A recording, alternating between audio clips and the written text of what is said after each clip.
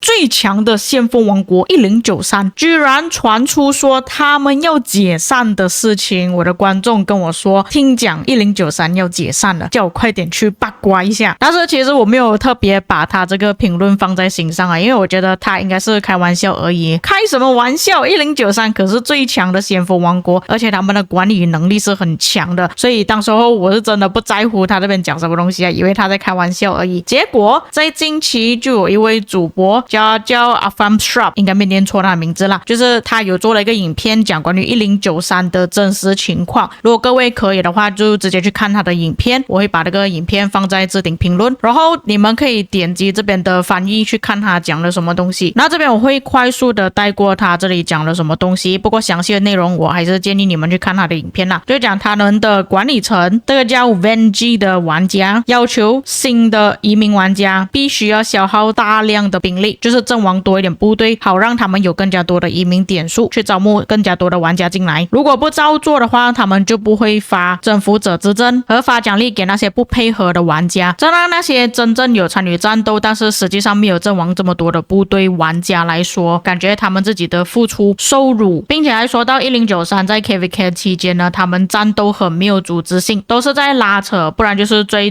求击杀而已，根本没有以旗帜为主。但其实我觉得他们上一次 KVK 打的还可以啦，从而导致一些中氪或者是微氪、无氪玩家受到迫害。还有说他们王国的分配不均，他的资源，那些真正在前线打仗的玩家，他们被分配到另外一个联盟，然后拿到比较少的物资。那各位也知道，如果你是分配在其他的联盟的话，就表示说你拿到的礼包箱子联盟礼物会比较少一点，就可能你没有办法填到这么多的金箱，只是你发育的会比较慢一点。另外一个就是他们不太喜欢新来的玩家，就是他们会比较排外啦，会比较在意原住民，所以这边是他指出的几个罪证了，然后剩下的一些内容还是希望各位可以自己去看他的影片，会更加详细一点。所以从他这个影片上我们可以知道，就是93内部其实是发生了一些事情，所以就导致到他们可能有一些玩家已经移民离开了。因为我去看了一下现在93他们的玩家名单，在他们上一场 KVK 开始的时候1月2日的时候，所以我们来看这边的名单，我们不要从2日开始吧，我们从差不多6日开始。这里超过7000万战力的玩家总共是有297位，如果我们算到6900的话，其实都有差不多300位左右。然而现在我们来看一下他们玩家的名单，超过7000万战力的玩家就大概270位左右，我们算275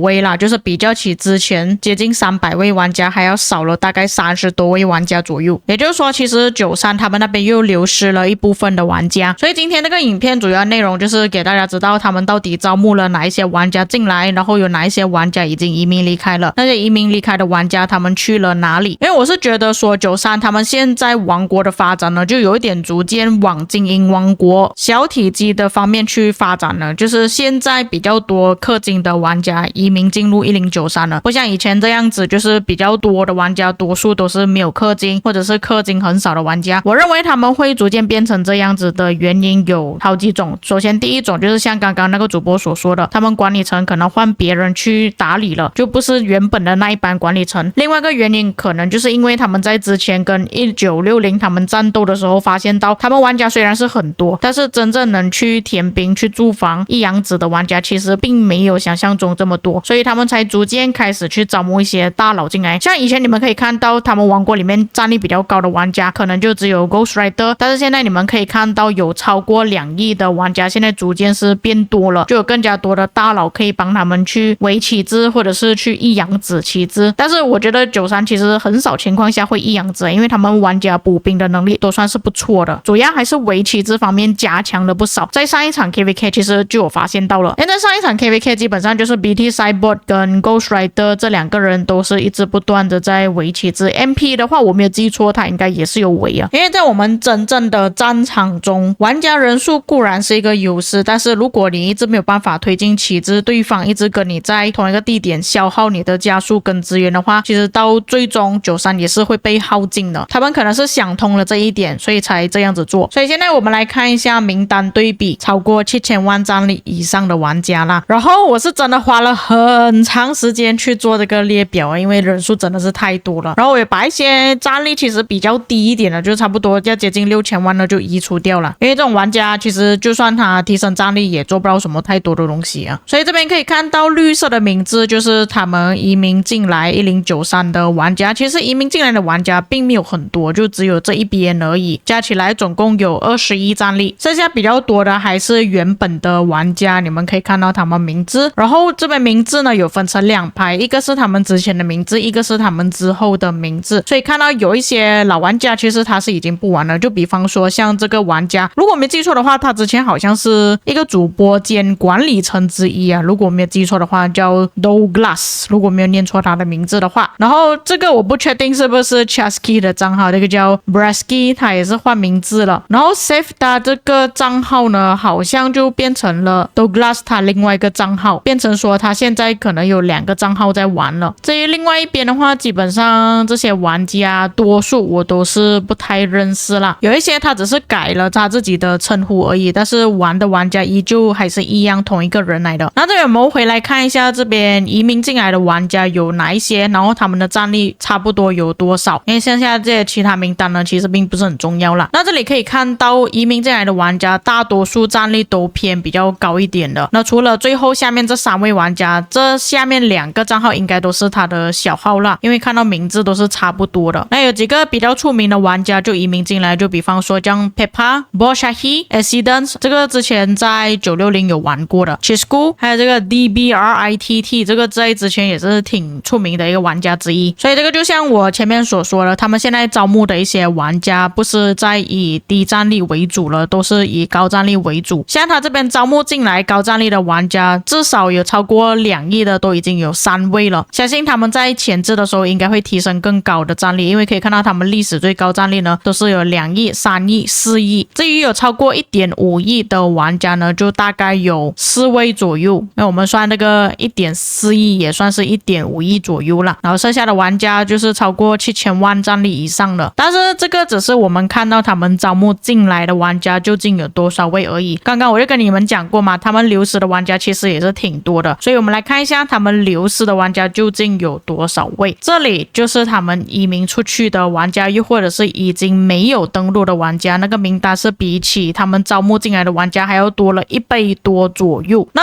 比较让我感到意外就是 Monster Mochi 他已经没有玩了，他好像是把账号卖给这个人了，这2个好像是华人玩家来的，似乎应该是同一个人，又或者是朋友吧，都是认识的。马加哈这个也是应该没有玩了吧，他名字都换掉了，剩下的就是一些其他的玩家。然后这边就比较奇怪，就很多1093的账号都已经没有在登录了，有一些还在他们联盟里面，但是点击他的账号去查看信息的时候是看不到的。就比方说像这个玩家，其实他账号依旧还是在1093，但是也是点不进看他的详情。至于剩下的玩家是完全不能点的，也没有在联盟里面，所以我不确定他们是不是为了不登录所以压低那个战力。但是像93他这样子的王国呢是有分线啦，有分线的情况下，其实他们都是需要玩家登录换去另外一个联盟，然后他们国王必须要点选那个名单才可以帮他们报名，所以就算他们用这个方法应该也是不太可行啦。如果我们只是计算这里的玩家的话，总共是有9亿战力了。那除了我们不算这些玩家之外，剩下的这些已经移民离开的玩家加起来的总战力就大概31亿战力，也是比起他们招募进来的玩家还要多出了11亿。所以这一次1093他们流失的玩家确实是挺多的，如果再加上他们这边没有登录的账号的话，总共是50亿战力。让我感到比较意外的就是连康康都走了康康可能是3个赛季打下来的压力比较大吧，因为像这个 KVK 呢应该也是会跟2489在同一个地图里面啦，所以我觉得他跑掉也算是正常啊，毕竟康康年纪也算是挺大啊，他应该有60-70岁了吧，这个家伙也是玩那个游戏玩了挺久，所以这个可以理解了。所以最主要就是这边看下来大佬级别的账号，像是康康的账号、马加哈的账号、Monster Mochi 的账账号，然后 Monster Mochi 的他的小号也是被同时间绑定卖掉它了啦。超过1亿战力的账号就有这么多个是已经没有登录啊，又或者是已经移民了的，然后剩下下面这些账号呢，几乎都是超过7000万战力以上了，所以这边流失是真的很夸张。但我觉得这个事情发生呢，也算是意料之内的事情啊，毕竟你们也知道政府者执政的名单呢，你最多就只能选那100多个玩家而已，所以有大部分玩家其实他们都没有办法拿到奖励。那我觉得大佬可能不是很在意奖励的问题啦，主要是看你打架的环境问题。如果他们觉得打仗的压力很大，就可能会移民离开。就比方说像最近2489 Cortex 他也是移民离开，因为他不太喜欢代打的风气，还有王国的环境，他能不能够跟其他玩家相处之类的。当然我不在1093啦，所以他们内部究竟是发生什么事情呢？这个可能只有当地的玩家才知道了。当然除了1093的名单之外，之后我还会再制作2489的名单，毕竟上一个 KVK 2489输掉了 KVK 嘛，所以有很大可能有一些玩家会移民离开，就好像有一个越南大佬，其实他已经移民过去3308了。但是我觉得1093这一次的移民不算是最庞大的流失吧，因为他们之前有4个联盟，然后变成2个联盟的时候，那个时期应该是他们玩家流失最多的时候。但我们的问题还是1093他们究竟可以像这样子坚持多久？因为可以看到现在已经算是一个征兆了吧，玩家都已经选择移民离开了，而且是这么多战力都挺高的玩家，他们招募进来的玩家也就只有这么一点点。但是我们得承认1093目前还是最强的先锋王国啊，不管是以人数上来讲，他们的管理层面来讲，还是说他们玩家的实力来讲呢，都算是比起一般的先锋王国还要来得更强的。毕竟我们这边只是光计算超过1亿战力的玩家就已经有这么多位了，一般的王国不会有这么多1亿战力以上的玩家的，所以要跟他们对抗还是比较困难一点的。那么以上就是本期内容。总的来说1093没有解散啊，没有像观众讲的这么夸张，只是他们玩家确实是有流失啦。至于各位看了今天这个影片之后有什么感想，可以在评论区给我知道。当然如果有一些遗漏或错误的地方，也可以在评论区帮我补充，毕竟这一次的玩家人数是真的有点多啦所以有一些遗漏呢，这个是很正常的事情啊。那么我们下个影片再见。